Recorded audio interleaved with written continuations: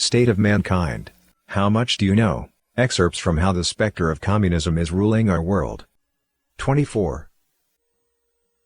In George Orwell's 1984, one of the four main Oceanian ministries is the Ministry of Peace, which oversees the party's military affairs. The inverted meaning of its name actually contains profound meaning. When one's strength is inferior to that of the enemy, the best strategy is to proclaim one's desire for peace. Extending an olive branch is the best way to hide imminent war. The Soviet Union and other communist countries were and continue to be adept practitioners of this strategy, which is employed to infiltrate the West. The World Peace Council was formed in 1948. Its first chairperson was French physicist Gilles Curie, a member of the French Communist Party. World War II had just ended, and the United States was still the only country to have produced and tested the atomic bomb.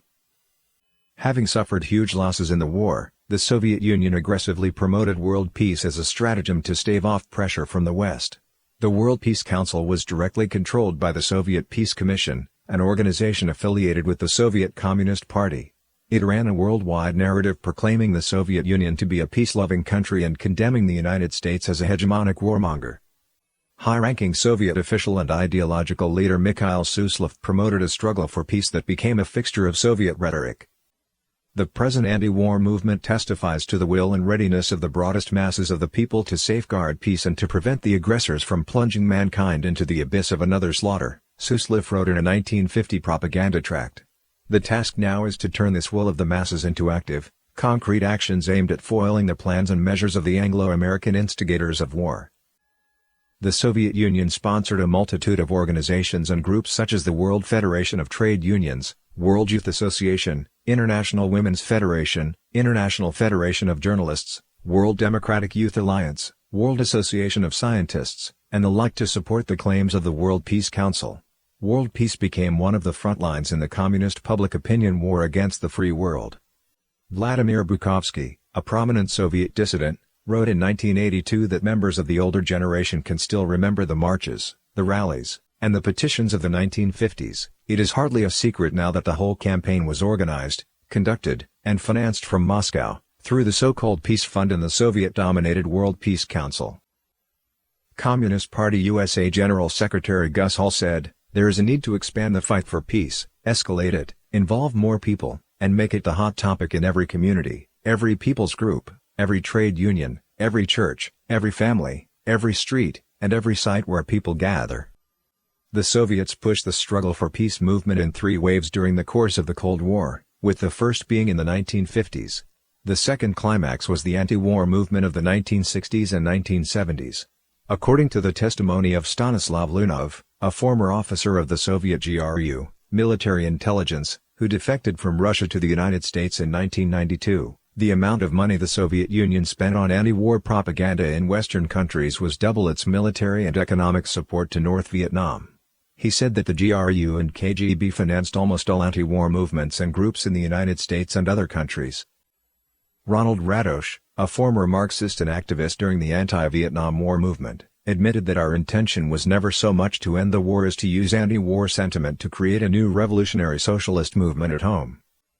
The third major anti-war movement took place during the early 1980s when the United States deployed intermediate-range nuclear missiles in Europe. Anti-war protesters demanded that both the Soviet Union and the United States limit their nuclear arsenals, but the Soviet Union never abided by any international treaties. A study conducted by the U.S. Senate Judicial Committee in 1955 found that in the 38 years since the founding of the Soviet regime, it had signed nearly 1,000 bilateral or multilateral treaties with various countries around the world, but breached nearly all the promises and agreements it made. The authors of the study noted that the Soviet Union was probably the least trustworthy of all major nations in history. Trevor Loudon said that during the 1980s, New Zealand's anti-nuclear movement was covertly sponsored by the Soviet Union using trained special agents. As a result, New Zealand withdrew from the Australia, New Zealand, United States Security Treaty, ANZUS or ANZUS Treaty, directly exposing this small country with a population of less than 4 million people to the threat of communism. After the 9/11 attacks, there were a series of large-scale anti-war demonstrations and protests in the United States. Behind these demonstrations were organizations closely related to communists. Even the highly acclaimed American civil rights movement was influenced by the specter of communism. Comparing the communist revolutions in China, Cuba, and Algeria, the American thinker G. Edward Griffin discovered that the civil rights movement in the United States followed the same general pattern. In the first stage, people were divided into different and mutually conflicting groups. In the second stage, a united front was established to create an illusion of universal support and move against the opposition in the third stage. The fourth stage was to incite violence. The fifth stage was to launch a coup and seize power under the guise of revolution. Starting from the late 1920s, the Communist Workers' Party discovered the great potential for revolution among Black Americans. They called for the establishment of a Soviet Negro Republic in the middle of the South, which was home to many blacks. A communist propaganda handbook published in 1934, The Negroes in a Soviet America, proposed a combined racial revolution in the South with the overall proletarian revolution. The civil rights movements in the United States in the 1960s received support from the Soviet and Chinese Communist parties. When Leonard Patterson, a black man and former member of the Communist Party USA who received training in Moscow, withdrew from the CPUSA, he testified that insurrection and rioting among American blacks enjoyed the party's strong support by the U.S. Communist Party. Both he and CPUSA General Secretary Gus Hall had been to Moscow to receive training.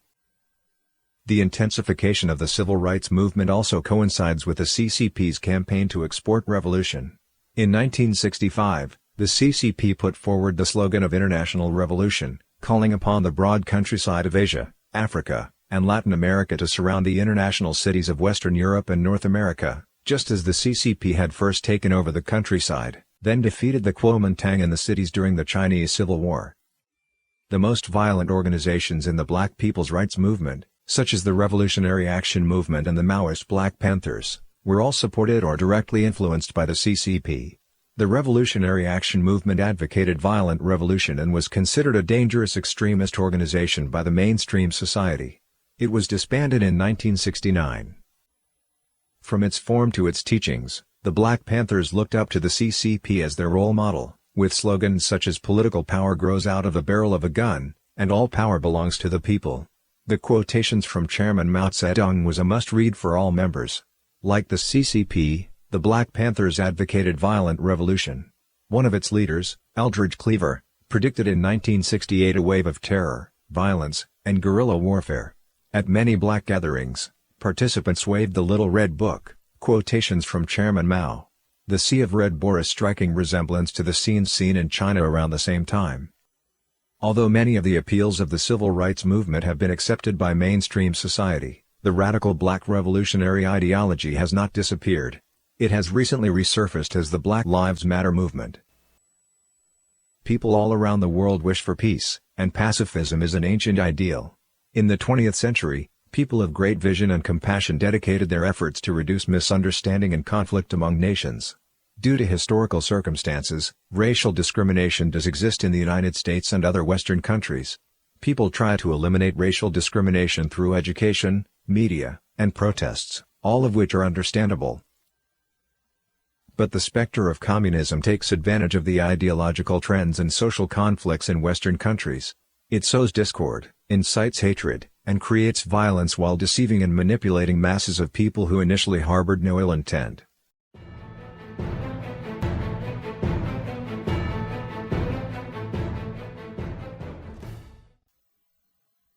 When the street revolution of Western youths was in full swing in the 1960s, there was one who dismissed their naivety, sincerity, and idealism. If the real radical finds that having long hair sets up psychological barriers to communication and organization, he cuts his hair, he said.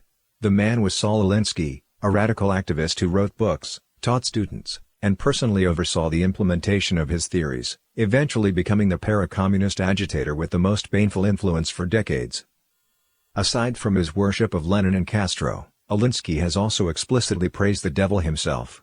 In his book Rules for Radicals, one of the epigraphs says, "Lest we forget at least an over-the-shoulder acknowledgement to the very first radical, from all our legends, mythology, and history, and who is to know where mythology leaves off and history begins, or which is which, the first radical known to man who rebelled against the establishment and did it so effectively that he at least won his own kingdom, Lucifer." The reason Alinsky is best termed a para-communist is because unlike the old left, political leftists, of the 1930s and the new left, cultural leftists, Of the 1960s, Alinsky refused to affirmatively describe his political ideals. His overall view was that world has the haves, the have-a-little-want-mores, and the have-nots. He called upon the have-nots to rebel against the haves by any means and to seize wealth and power in order to achieve a completely equal society. He sought to seize power through any means, while at the same time destroying the existing social system. He has been called the Lenin of the post-communist left and its Sun Tzu. In Rules for Radicals, published in 1971, Alinsky systematically set forth his theory and methods of community organizing. These rules include: a tactic that drags on too long becomes a drag. Keep the pressure on. The threat is usually more terrifying than the thing itself. Ridicule is man's most potent weapon. Pick the target, freeze it, personalize it, and polarize it. The essence of his rules was about using unscrupulous means to achieve his goals and gain power. The nature of Alinsky's seemingly dry rules for community organization reveal their true nature when applied in the world. When the Vietnam War was still in progress in 1972, George H. W. Bush, the then U.S. ambassador to the United Nations, gave a speech at Tulane University. Anti-war students sought advice from Alinsky, and he said that the standard protest format would likely result in them being simply expelled. He thus suggested that they don Ku Klux Klan garb, and whenever Bush defended the Vietnam War, they'd stand up with placards and say, "The KKK supports Bush." The students did so with very successful, attention-getting results. Alinsky and his followers were delighted with two other protests he planned. In 1964, in negotiations with Chicago city authorities, Alinsky concocted the plan of organizing 2,500 activists to occupy the toilets in Chicago's O'Hare International Airport, one of the busiest in the world, to force its operations to grind to a halt. Prior to actually carrying off the plan, he leaked the plan, thus forcing the authorities to negotiate. In order to force Kodak, the major employer in Rochester, New York, to increase the ratio of black employees to white, Alinsky came up with a similar tactic. Seizing on the upcoming Rochester Philharmonic Orchestra, an important cultural tradition in the city, Alinsky planned to purchase hundreds of tickets for his activists, feeding them only baked beans beforehand. They would fill the theater and ruin the performance with flatulence. This episode didn't come to fruition, but the threat of it as well as other of Alinsky's tactics, enhanced his position in negotiations. Alinsky's book leaves the impression of a sinister, cold, and calculating individual. His use of community organizing was really a form of gradual revolution. The differences between Alinsky and his forerunners were several. First, both old and new leftists were at least idealistic in their rhetoric, while Alinsky stripped revolution of its idealistic veneer and exposed it as a naked power struggle. When he conducted training for community organizations, he would routinely ask the trainees, "Why organize?" Some would say that it was to help others, but Alinsky would roar back, "You want to organize for power." In the training manual Alinsky's followers went by, it said, "We are not virtuous by not wanting power. We are really cowards for not wanting power. Power is good, powerlessness is evil." Second, Alinsky didn't think much of the rebellious youth of the 60s who were publicly against the government and society. He stressed that whenever possible, one should enter the system, while biding time for opportunities to subvert it from within. Third, Alinsky's ultimate goal was to subvert and destroy, not to benefit any group. Thus in implementing his plan, it was necessary to conceal the real purpose with localized or staged goals that were seemingly reasonable or harmless by themselves, to mobilize large crowds to action. When people were accustomed to being mobilized, it was relatively easy to mobilize them to act toward more radical goals. In Rules for Radicals, Alinsky said, "Any revolutionary change must be preceded by a passive, affirmative, non-challenging attitude toward change among the mass of our people. Remember, once you organize people around something as commonly agreed upon as pollution, then an organized people is on the move. From there it's a short and natural step to political pollution, to Pentagon pollution." A leader from Students for a Democratic Society who was deeply influenced by Alinsky nailed the essence of radicalizing protests. The issue is never the issue is always the revolution. The radical left after the 60s was deeply influenced by Alinsky, and always turned the response to any social issue into dissatisfaction with the status quo overall, as a stepping stone for advancing the revolutionary cause. Fourth, Alinsky turned politics into a guerrilla war without restraint. In explaining his strategy for community organizing, Alinsky told his followers that they need to hit the enemy's eyes, ears, and nose. As he writes in Rules for Radicals, first the eyes: "If you have organized a vast, mass-based people's organization, you can parade it visibly before the enemy and openly show your power. Second the ears, if your organization is small in numbers, then do what Gideon did, conceal the members in the dark but raise a din and clamor that will make the listener believe that your organization numbers many more than it does. Third, the nose, if your organization is too tiny even for noise, stink up the place. Fifth, from his actions in politics, Alinsky emphasized using the most evil aspects of human nature, including indolence, greed, envy, and hatred. Sometimes, participants in his campaigns would win petty gains, but this only made them more cynical and shameless. In order to subvert the political system and social order of free countries, Alinsky was happy to lead his followers to moral bankruptcy. From this, it can be inferred that if he were to truly gain power, he would neither take care of nor pity his former comrades. Decades later, two prominent figures in American politics who were deeply influenced by Alinsky helped to usher in the silent revolution that has subverted American civilization, traditions, and values. At the same time, the no-holds-barred, unrestricted guerrilla warfare-type protests advocated by Alinsky became popular in America from the 1970s on. This is clear through the vomit and protest in 1999 against the World Trade Organization in Seattle, where protesters ingested a drug that induced vomiting, then collectively vomited in the Plaza and Conference Center, the Occupy Wall Street movement, the Antifa movement, and so on.